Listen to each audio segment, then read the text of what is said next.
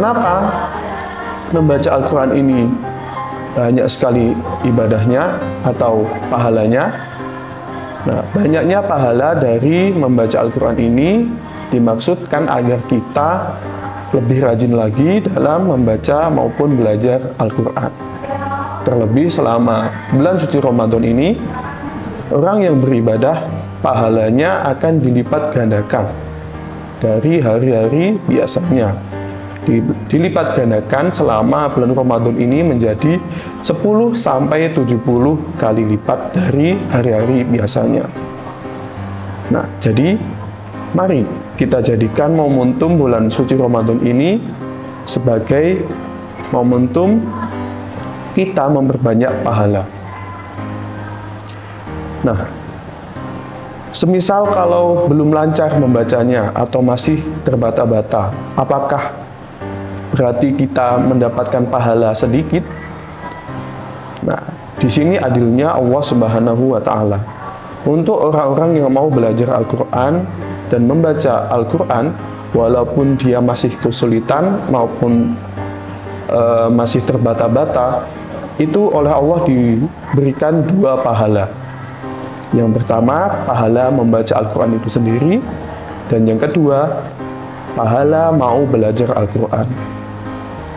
Nah, jadi jika orang yang telah lancar membaca Al-Quran itu mendapatkan pahala membaca saja, kalau orang yang masih terbata-bata atau masih kesulitan membaca Al-Quran dan mau terus berusaha membaca Al-Quran, itu nanti mendapatkan 2 pahala. Pahala membacanya, juga pahala belajar membaca. Nah, selain itu, apalagi keutamaan dari membaca Al-Quran? Dalam hadis lain, Rasulullah SAW bersabda, "Iqra'ul Qur'an fa innahu ya'ti yaumal qiyamati syafi'an li ashabihi."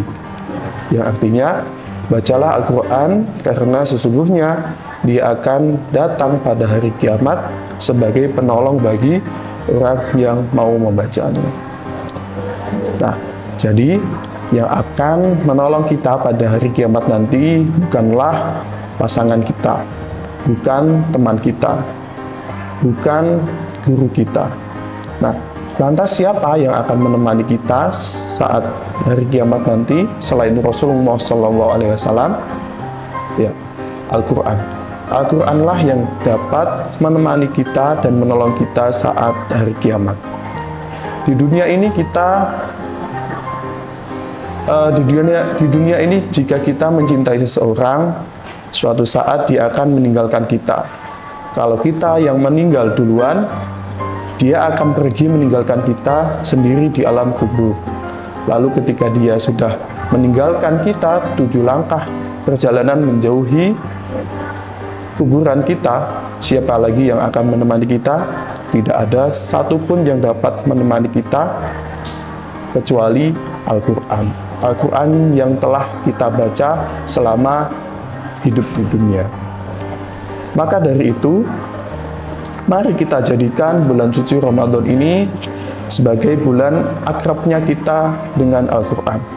Karena Al-Quran yang akan menemani kita di dunia dan di akhirat nanti. Al-Quranlah yang akan memberi kita kebaikan-kebaikan sepanjang hidup. Al-Quran juga yang menemani kita di alam kubur ketika kita sendiri dan ditinggalkan oleh semua orang yang kita sayangi. Al-Quran juga yang akan menemani kita di padang mahsyar ketika kita dibangkitkan. Al-Quran jugalah yang akan menuntun kita sampai ke surga Allah Subhanahu wa Ta'ala. Jadi, di bulan suci Ramadan ini, marilah kita jadikan momentumnya sebagai bulan kita akrabnya dengan Al-Quran dan mendulang banyak pahala dari membaca Al-Quran. Wallahu a'lam bishawab. Wassalamualaikum warahmatullahi wabarakatuh.